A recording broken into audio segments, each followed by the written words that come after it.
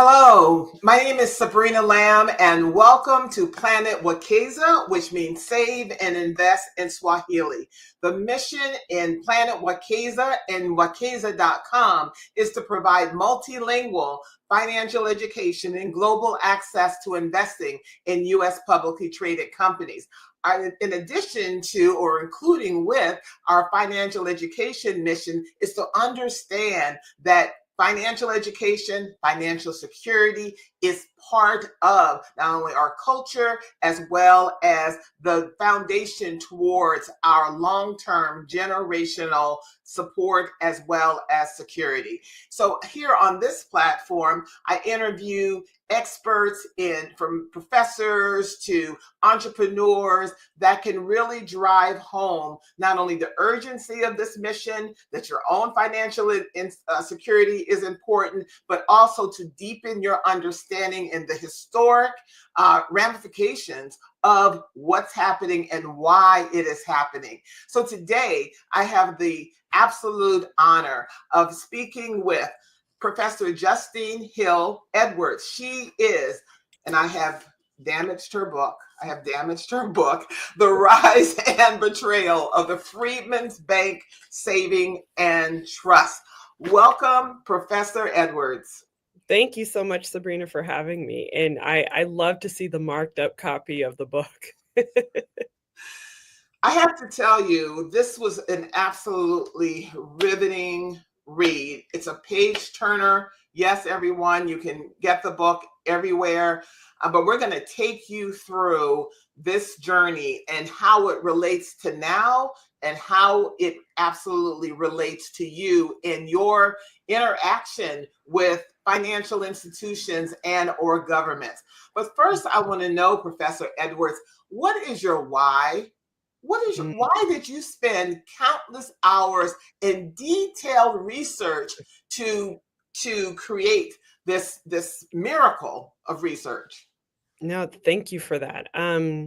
Well, I think my motivations for writing this book came from a few places. One is kind of my hat and my identity as a historian. As I was going through graduate school, doing training in African American history and training to be a historian of slavery, part of that training, of course, is learning about the history of the Civil War and the history of Reconstruction. And I had read a little bit about the Freedman's Bank, but not much. And so when I was finishing my PhD in 2015 and in 2016, kind of starting to think about turning the work that I was doing into my first book and thinking about what I may want to do for my second book, this is around the time when the Treasury Department approved of erecting a plaque on the facade of the Treasury Annex. And so that plaque kind of briefly details the history of the Freedman's Bank. And so kind of going back and thinking about the Freedman's Bank, I started to do as many scholars do. They kind of go and look at what other scholars and historians have written about the particular topic. And I was surprised that in 2016, there were only two other books about the Freedman's Bank, one published in 1976 and the other one published in 1924. And there were a handful of scholarly journal articles, but I was surprised at the fact that there wasn't more work done on the Freedman's Bank. And so that was one part.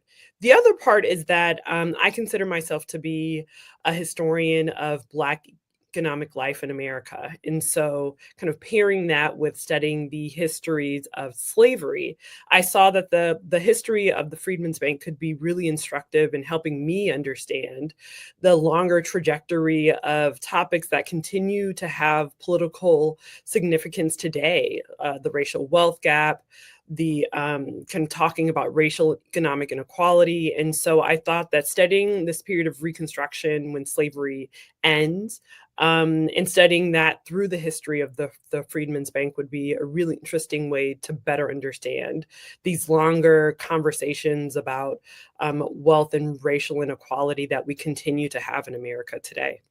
Right. So let's have another person or spirits join this conversation. Sure. Think about the Black people, the newly freed Black people who sat through presentations by different people, historical figures, and we'll talk about who they are, and asked very, very astute questions in terms, how safe will our money be? He was referred to as an old man. Let's call him John. Sure. Mr. John. Let's have him here because the spirits of our ancestors still live with us today. And there's a lot of repetition or the continuing narratives that happened during this time in the 1800s, everyone, that still continue today. So someone is continuing the story, and I want to lift them up. So the Black people are newly freed, okay?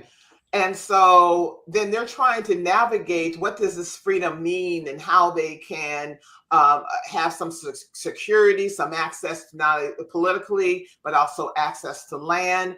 But then they were also trying to figure out, particularly those who served in the Union Army, trying to find out, where do I save? Where does my money? How can I keep my money safe? And many gave their money to the generals or whomever they were serving with to hold their money.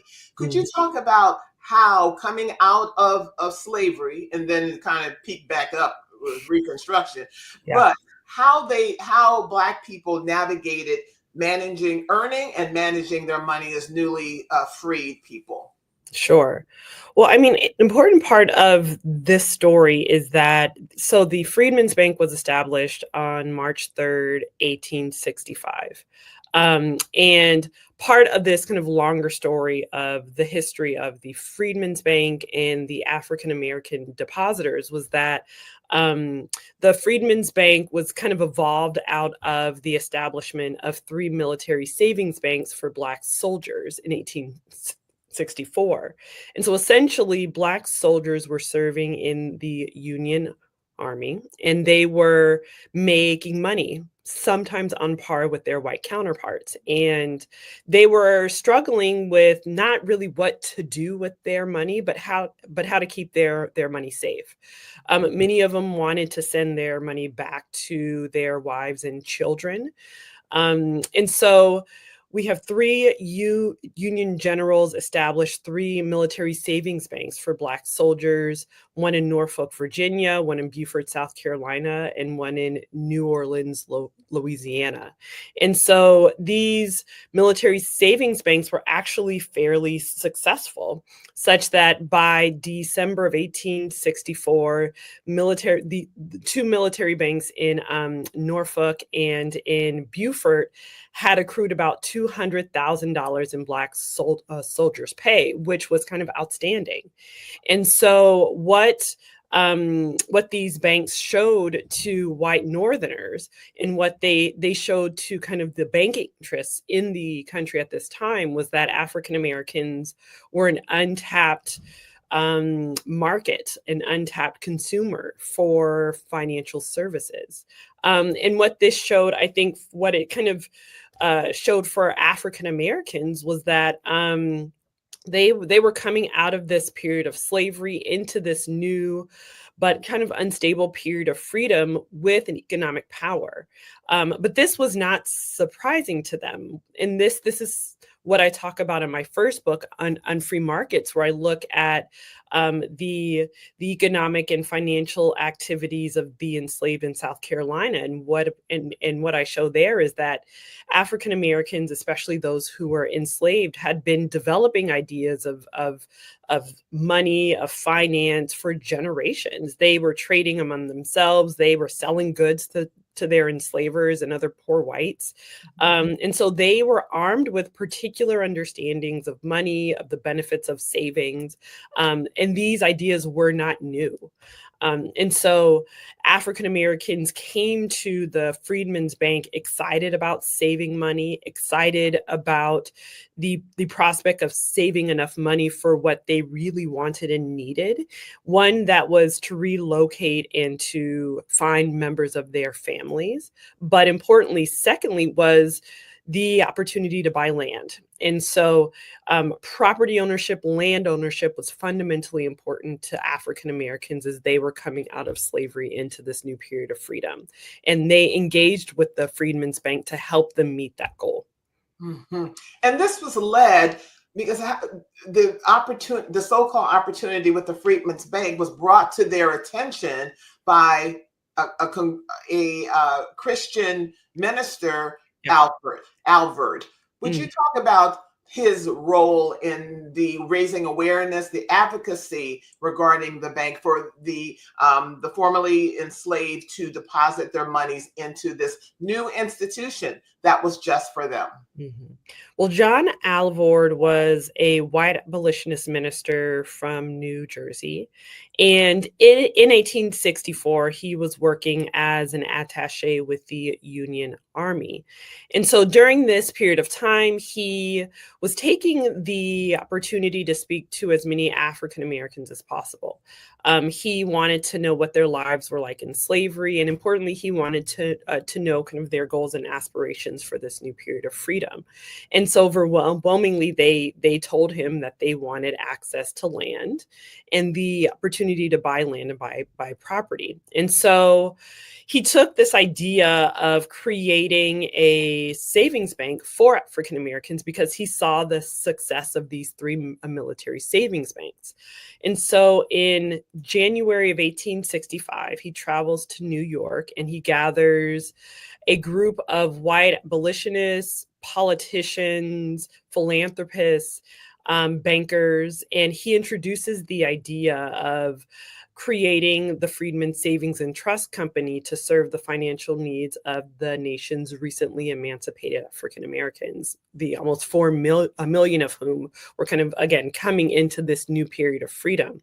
And so this was a popular idea. He gained popular support from, again, some of the nation's most important bankers and philanthropists in the North.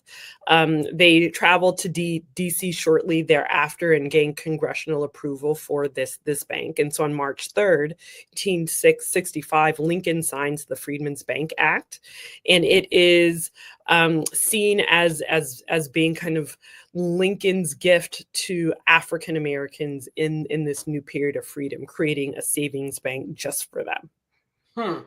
Okay, so he went and he started to gather other trustees. Most of them were white Northerners, they were wealthy and so forth. Was the initial intention of the foundation or the founding of the bank truly philanthropic? Yeah, I mean, it was established as a benevolent financial institution. And the Freedmen's Bank was not the first bank created under this idea. The 19th century saw the establishment of savings banks created by white philanthropists, especially in cities like Philadelphia and New York and Boston, to help the poor members of those cities kind of save money to help themselves get out of poverty. And so the idea of creating a savings bank for African Americans was kind of founded under this idea of safe savings banking being a cure for poverty. The Freedmen's Bank, though, was established as a simple savings bank. It was established to only receive deposits of former slaves, to invest a third of those deposits in government securities, and so a very kind of low risk financial product. And the Freedmen's Bank was supposed to operate with the least amount of risk possible, again, to protect the financial interests of African Americans. And so the fact that the Freedmen's Bank was so popular and grew relatively quickly, especially in its first 5 years, was a testament to those benevolent foundations, but also to the economic power of African Americans as, again, they were coming out of slavery, such that in the first 3 years, by 1868, African Americans had put about $3.5 million into their bank accounts, which is, again, staggering. Today, that would be about $76.1 million. And again, I think it's so fascinating and so important that we're talking about a population of recently emancipated African Americans who are putting millions of dollars into these bank accounts collectively. If you could also share the financial behaviors of African Americans during that time in the 1800s vis-a-vis their bank accounts. Did they make those deposits for long-term savings, or did they kind of use it sort of like a checking or a debit to save enough money and then to go and purchase land, for example? Sabrina, that's such an important topic and question because that fundamentally was a misalignment between African Americans and the bank's white administrators. African Americans were using the Freedman's Bank and putting money in their bank accounts to keep their money safe for a short period of time, because what they really wanted to do was save enough money, withdraw that money, and buy land, buy machinery, buy livestock. That's really what they wanted the bank to help them do, simply to save money for a short period of time.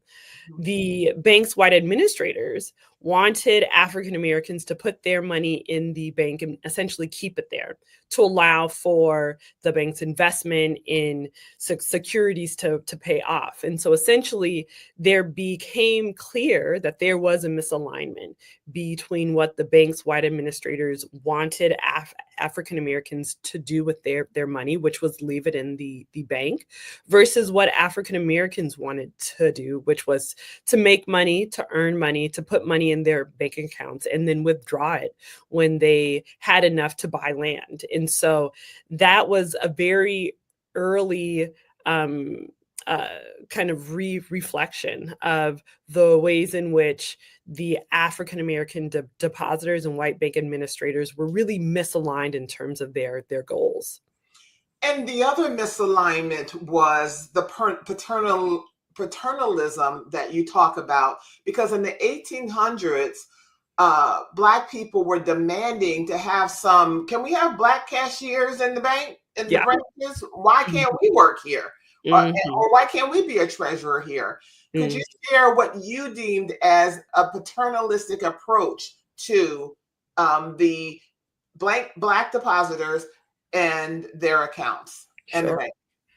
Well, African Americans were really not involved in the bank's administration, both kind of in the board of trustees or kind of running individual bank branches. And that became a problem. The first Black trustees didn't join the board until 1867, and they weren't really as involved in the bank's kind of administration or operation. And increasingly, African Americans wanted to see Black cashiers, Black bank managers in their branches. And there was kind of pushback from white bank administrators saying that, like, I'm not sure if we can really trust African Americans to run these bank branches. And so that was also a misalignment. There subsequently became more branch cashiers after the 1870s. Specifically, one of the more prominent Black cashiers was in New Orleans, and he was a biracial Black man named C.S. Salvenet. And so he was one of the more prominent of the Black cashiers. But there have been kind of conversations among scholars calling the Freedman's Bank a Black bank, and this is kind of one of the reasons why I don't believe that it was. Because first and foremost, a majority of the bank's berators and administrators and managers were white. Charlie McKinney asked, did the philanthropists and abolitionists really want financial freedom for Black people? But they wanted the Black votes, though. They wanted their money. Okay. Well, I think it's a good question, right? And the idea of the Freedman's Bank as being a philanthropic venture, I think, was really important. I think the reality was that the majority of the bank's administrators, the bank's white administrators, were involved in the bank's management because they liked the idea of being involved in it, not because they were necessarily really supportive of the bank kind of growing and expanding and ultimately benefiting African Americans. And that was part of the bank's fundamental problem. Because the bank's administrators, even members of Congress, I don't think took seriously enough the fact that African Americans were really enthusiastic about patronizing this bank, about putting their hard-earned savings into their bank accounts. They took their investment and their involvement in the bank incredibly seriously, and I don't think that the bank's white administrators took their involvement as seriously as African Americans did.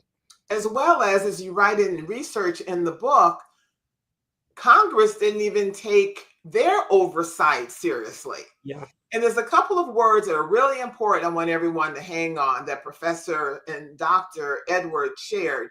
She talked about the role of the bank, the Freedman's Bank was a savings bank, and we're going to Mm. pivot on that. But also where the oversight was not, there was no regulatory oversight that is kind of common here, but sometimes there's some Yeah. missteps. But if you Yeah. could address that, please. Sure. Well, we are kind of operating in a period of time when the first financial regulator was created. And so the Office of the Comptroller of the Currency was established in February of 1863. And the comptroller was made responsible for kind of regulating national banks and kind of forcing the transition of state banks to a national banking framework and kind of solidifying the use of one currency. Prior to this, banks could issue their own currencies, which was kind of like a crazy renegade period in American history in terms of American finance. And so the comptroller was supposed to be made responsible for regulating the Freedmen's Bank. However, when Congress approved of creating the bank and when Lincoln signed the bank into existence, the Freedmen's Bank was not under the jurisdiction of the comptroller. Instead, the Congress was supposed to regulate and therefore examine the bank. And I think that that was a really important distinction. And it kind of goes back to my previous comment in that I don't think that members of Congress were really taking seriously the fact that one, the bank would grow so quickly, and that two, African Americans would put so much money in their bank accounts. I think if they had taken African American participation in the Freedmen's Bank as seriously as they should have, then they would have shifted regulation and examination to the comptroller sooner than they did. And according to the bank's charter, and Mhm. everyone, this is so important, the foundation of Yeah. this institution and any institution, according to the bank's charter, there were not to be any loans of depositors' money, particularly by the trustees. Yes. Exactly, exactly. And I will answer a question. The FDIC was not yet created. And so the fact that the Office of the Comptroller of the Currency was really the first and the major regulator here was important. But yes, I mean it is fascinating that we are talking about a period too where banking is still in this renegade period. There's not a lot of regulation. In many ways, corruption was seen as kind of a part of doing business in this period. And so the Freedmen's Bank was kind of open to plunder because of the sheer structure of banking in this period. But according to the bank's original charter, the bank was not supposed to make loans because, of course, it was a savings bank, and loan making was seen as being incredibly risky, which it was. And so that's why when the Freedmen's Bank charter was established, no lending was supposed to happen under the regulations outlined by Congress and signed by Lincoln. However, because they had lobbied Congress and these were their friends and so forth, that Mm. may have been another reason. But they were going all across the country. Well, I don't know about all across the country, but in the North and the South, and then ads for the Freedmen's Bank would appear in Black newspapers. For Mhm. example, the Freedman Saving Bank, come one, come all, and deposit your money in one among the best institutions in the United States, and thereby save your money and get the interest. So wrote the colored Tennessean, Yes. May 24th, 1866. Mhm, mhm. Yeah, I mean, the bank's marketing strategy was direct and it was aggressive. The bank's administrators were advertising in some of the most prominent Black newspapers in the South and in the North and Mid-Atlantic. And they were very strategic in the language that they used, saying to forego tobacco and forego liquor and fancy clothing and jewelry, and instead put your money in your Freedman's Bank account. To um, a penny saved is a penny earned, or if you put this amount of money in your Freedman's bank account now, it will grow to be this amount of money in 2 years. This was one of the best institutions that Lincoln supported in the aftermath of the war. That to be fully participating citizens in this American republic, you will embrace the responsibility of banking and saving. And so connecting participation in the Freedmen's Bank to citizenship, especially in this new period of freedom, was incredibly important for the bank's administrators. And increasingly, it was incredibly convincing to African Americans who began to really absorb these messages. And even men like Frederick Douglass were publicly supportive of the bank for this reason, because he believed that if African Americans could show their fiscal responsibility, that white Americans would be more accepting of their inclusion in the body politic, which was a message that ultimately did not yield the type of results that he hoped, unfortunately. And unfortunately, his support may have been less so if he knew what was happening, how fragile the finances were behind the scenes. Okay, so the Union, the Civil War has kind of ended, and then this whole issue, and throughout generations, Black families talk about, the 40 acres and a mule. Yeah. Would you please address this? Because it's my view that there was a kind of a promise, but it was for the formerly enslaved people in about 3 states. Mm-hmm. Georgia, South Carolina, and maybe one another, but it was an order that was issued. And then what happened to that order to give those formerly enslaved land? So we can put this 40 acres and a mule promise with just some more transparency, I think. Sure. Well, it is called Special Field Order number 15, and it was signed into law by Union General William T. Sherman. And it was created to provide land to the formerly enslaved between South Carolina and northern Florida. And so this order was supposed to provide 400,000 acres of prime coastal land to the formerly enslaved for a few reasons. One, to kind of help them begin this new period of freedom with land.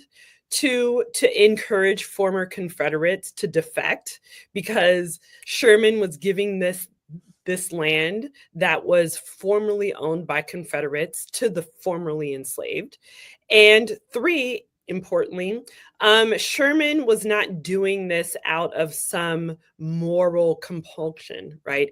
He was actually very violent towards communities of African Americans. When he would kind of go through these communities in the Confederate South, there would be thousands of African Americans formerly enslaved who would follow him in his army.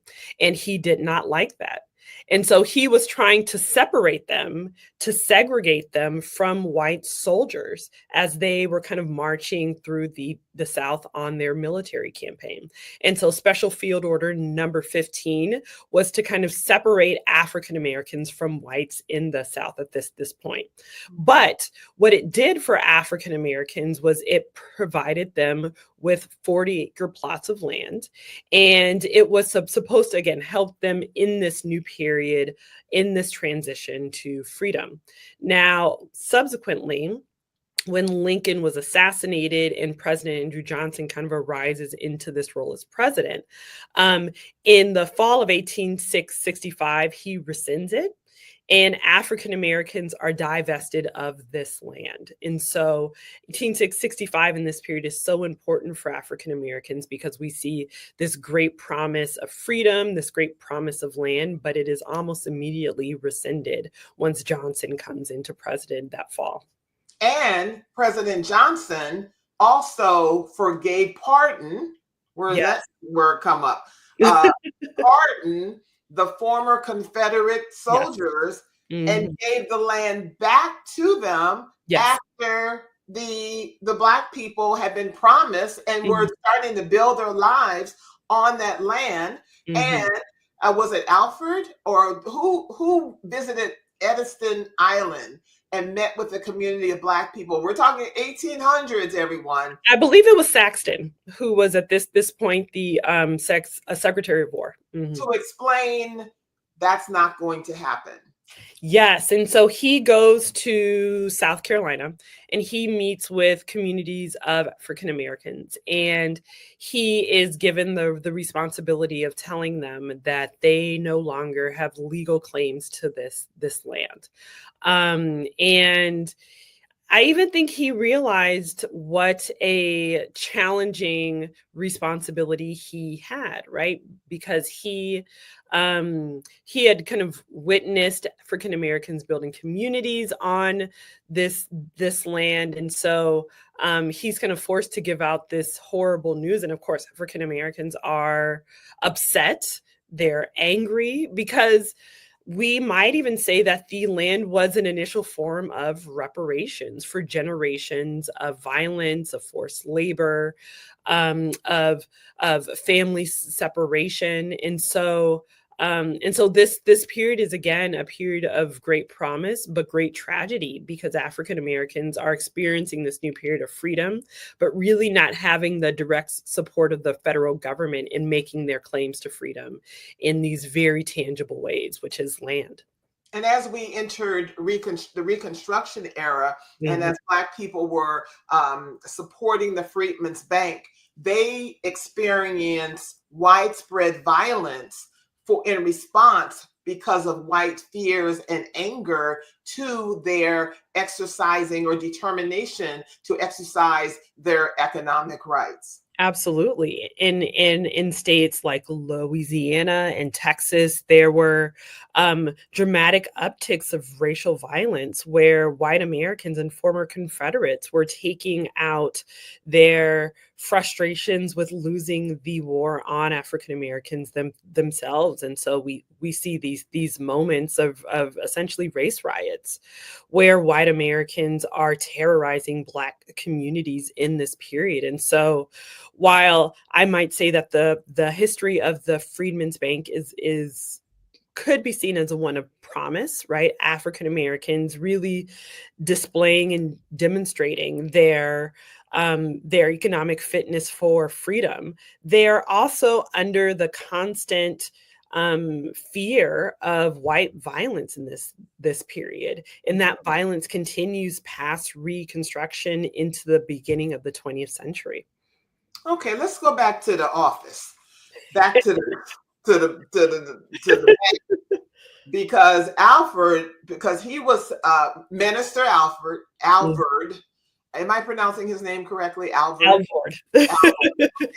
So Minister Alvord was saying, I'm under a lot of stress trying to manage all my professional responsibilities. I Yes. think we should move the bank from New York, and it was on Cedar Street, everyone, from Hmm. Cedar Street to Washington, D.C., and we Yes. also need to recruit some new trustees. Yes. Where did how did Jay and Henry Cook figure into all of this history? Sure. Well, 1867, 2 years into the bank's operation, was a very important year. Prior to this, the bank's main office was in New York, and that's because that's where the majority of the trustees lived and worked. But Alvord, who again was the bank's founder, at this point, I think he's the second vice president of the bank. He introduces the idea of moving the Freedmen's Bank main office from New York to DC. He says that it means that the bank will be closer to a broader hub of African Americans, but importantly closer to Congress and the federal government. And so he gets approval for this, but around the same time, it's really in the spring of 1867 when this happens. Um, a handful of board members drop off, and Al Vord introduces a new crop of trustees who will fundamentally change the bank's operational structure. The most important of whom was Henry Cook. Now, Henry Cook was a banker. He and his brother Jay Cook ran the most valuable and important investment firm, the first investment firm in America, Jay Cook and Company. And at the time, Henry Cook was the president of First National Bank, which was the DC branch of Jay Cook and Company. Now, Henry Cook was incredibly well connected. He and his brother were. They were close personal friends with Lincoln because during the war, they together had raised about $1 billion for the war effort. And at this time, they became incredibly wealthy.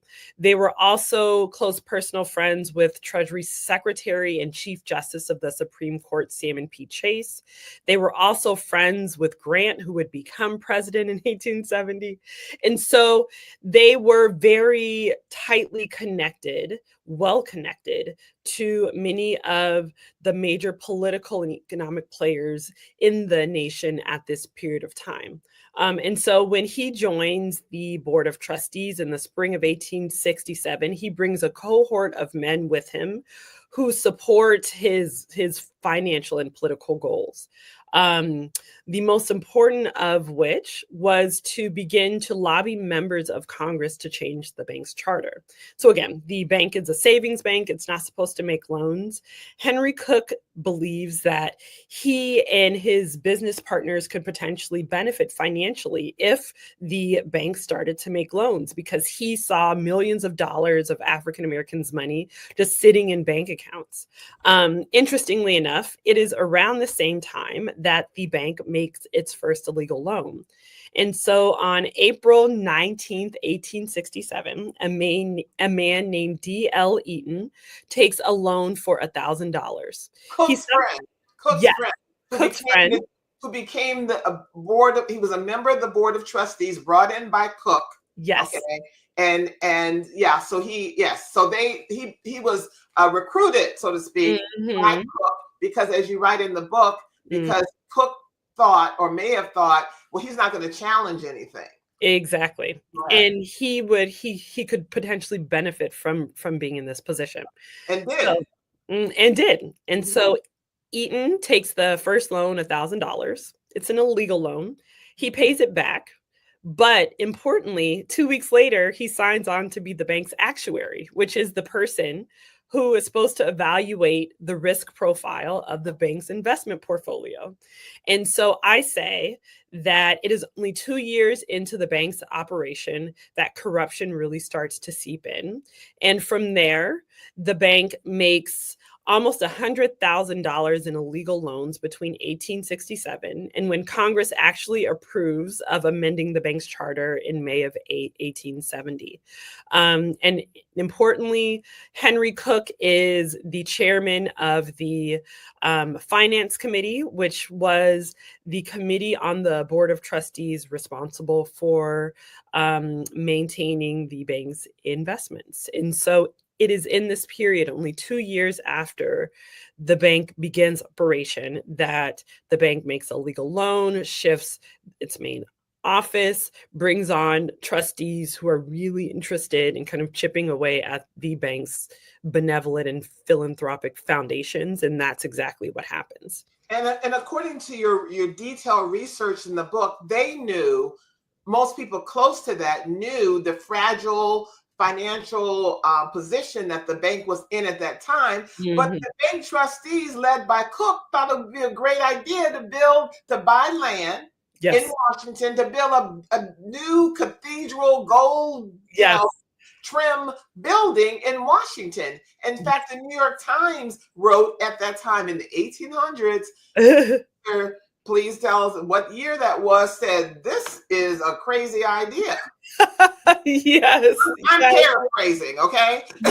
Yes. I believe it was in 1869 or 1870. Yeah. The bank's Board of Trustees buys a fabulous new building. It is adjacent it was adjacent to the White House and Treasury, which was important, and so it was prime real estate.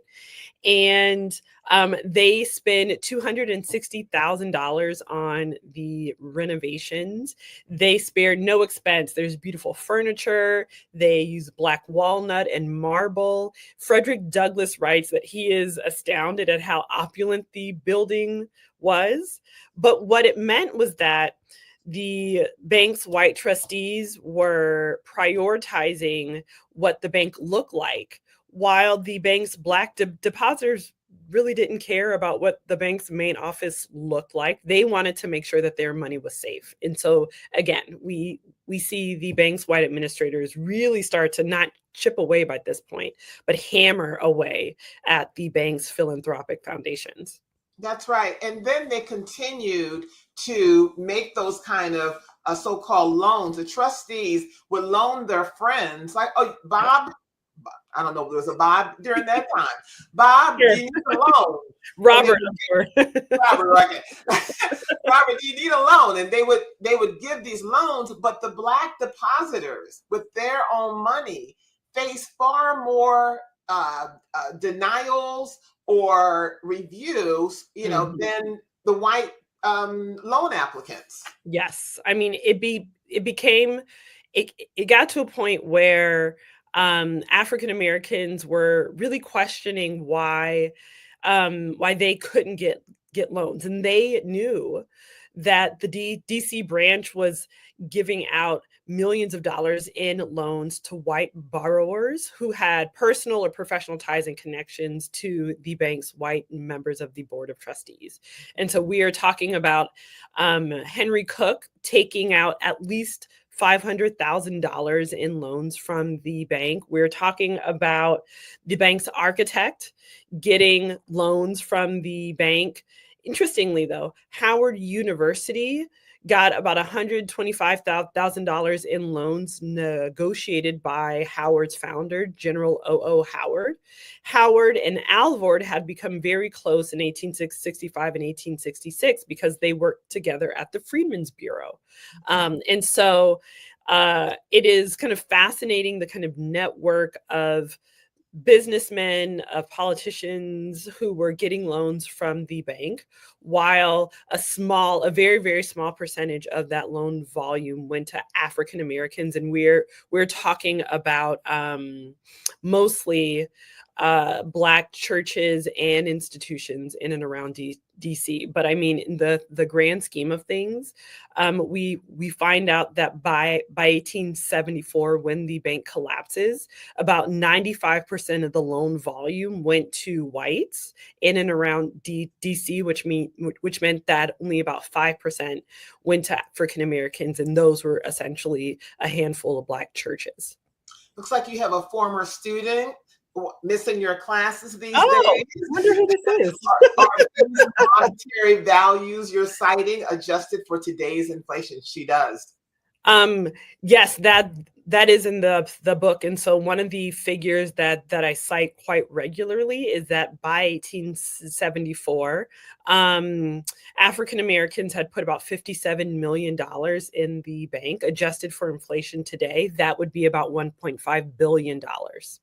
Mm-hmm. Did the bank grow too fast at its heyday? How many states or cities was it located in, and did it grow too fast? Yes, I think it did grow too fast for a variety of reasons.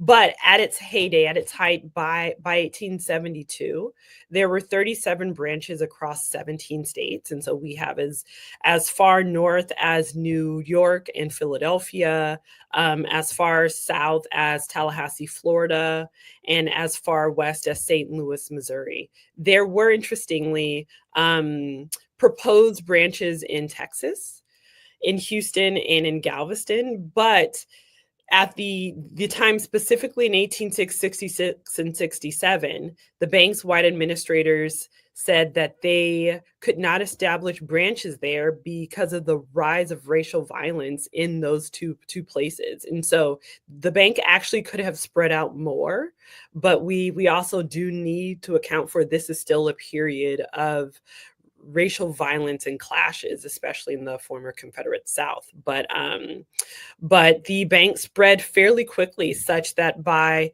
March of 1866, there were about 19 branches, which was kind of astounding, right? And the problem was that the bank's administrators were not being judicious about how they were spending depositors' money. Instead of renting bank branch buildings, they were buying buildings outright. Right. They were not necessarily training the bank's cashiers. Um, Or and paying the cashiers. Yes, and so there were kind of back and forth between how much cashiers would be paid based on kind of where the branches were. And so the bank spread very quickly. And so while African Americans were continuing to put lots of millions of dollars in the bank, the bank's administrators were not being as judicious as they should have been. And kind of throwing into this, the bank's main office was lending millions of dollars. And so we are talking about a situation that could have been helped if there was perhaps a regulator to do its job. But the first examination actually does not happen until February of 1873. And that's when Congress mandates that the comptroller send out examiners to examine the Freedman's Bank. And what the examiner finds is that the bank is essentially insolvent. Branch cashiers are really not being trained as well as they should have been. The bank's finance committee is not doing its due diligence in terms of making sure that the loans that they do make have adequate collateral.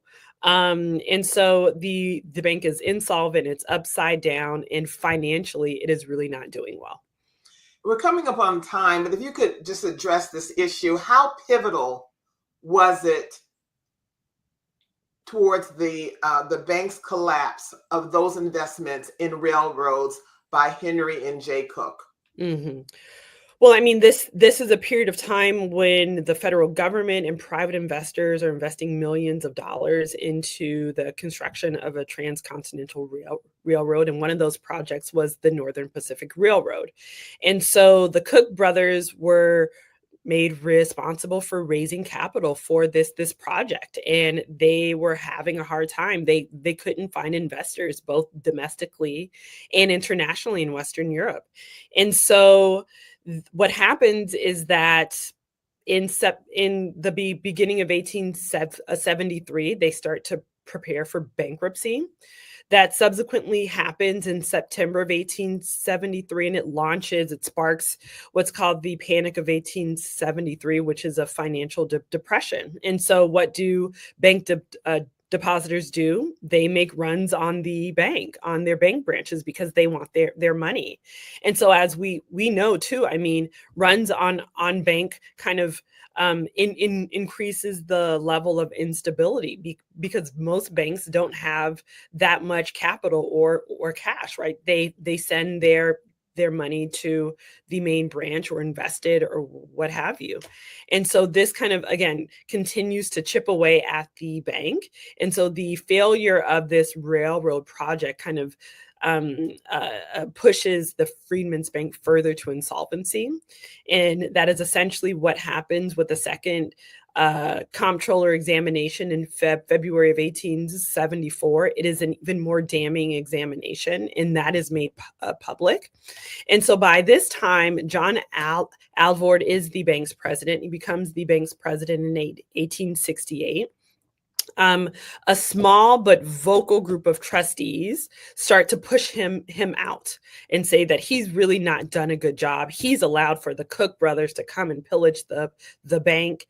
And so John Alvord resigns. And then in March of 1874, they ask and invite Frederick Douglass to be the bank's last president. He says yes. He becomes the president. He looks at the bank's finances and realizes that they're upside down and that the bank is completely insolvent. And he is entering this position to essentially be the president of the Freedman's Bank when it fails. And that's exactly what happens on July 2nd, 1874. So in order to find out were the Black depositors, of course, they got their money back. And what happened to? Well, no, you can't answer. You can't answer, Professor Cook. All right, because I mean, Professor Cook, Professor Ed. And of course, Henry and Jay Cook, they all went to prison, or did they? Well, what happened, and why was Frederick Douglass brought in, and what was his response to it? But I do want you to. They have to read the book. Yes. Okay. You're gonna have to read the book. Yours looks prettier than mine. So, the final question here on Planet Wekeza, and thank you for being here, Professor Dr. Justene Hill Edwards. How does this issue, this emotion regarding trust, permeate our community from the time we've set on the shores of North America? Mm-hmm. How and why does it continue to permeate as it relates to our feeling towards government institutions and financial institutions, and what can we do today because you have to keep your money safe. We do have the FDIC now. Yeah. How should Black America and Black people throughout the African diaspora feel about engaging and trusting financial institutions? Sure. Well, I mean, I think that I think we have to understand that we have to be proper stewards of our money, but that's not new. It's not like African Americans and people of African descent need to be told that. We know that. And so I often think that much of the conversations about financial inclusion and the racial wealth gap put a disproportionate amount of responsibility on Black communities, without taking into consideration the historical and generational injustices that the financial services industry has waged on Black communities. And it is an inherited and generational trauma that I think we are not talking about quite enough. I think that, yes, financial literacy is incredibly important, but I think one of the lessons of the Freedman's Bank was that African Americans were doing everything that they were supposed to do. The recently emancipated were doing everything that they were supposed to do. They were working, they were earning wages, they were saving, they were buying property, they were trying to protect their property and their families, and they still were not protected. And so this is why there is a disproportionate lack of trust in traditional financial institutions. I think that the work that you are doing is so instrumental in kind of teaching a community, both here and internationally, that that we have this economic power, and this is what we need to do with it. We need to be proper stewards of our own financial future, and so I think that understanding where that distrust comes from and really appreciating it too, right? Like African Americans, people of color, people of African descent, perhaps disproportionately don't trust traditional finance and traditional banks for specific reasons. And to, I think, appreciate that is incredibly important, but still figuring out ways to build up our own communities financially is incredibly important. Thank you. How can everyone reach you? Where can everyone purchase the book? You can purchase Savings and Trust at your local booksellers or online. And you can find me at JusteneHillEdwards.com. Professor and Dr. Justene Hill Edwards, author of The Rise and Betrayal of the Freedman's Bank Savings and Trust. Thank you so much for joining me here on Planet Wekeza. Thank you for having me, Sabrina.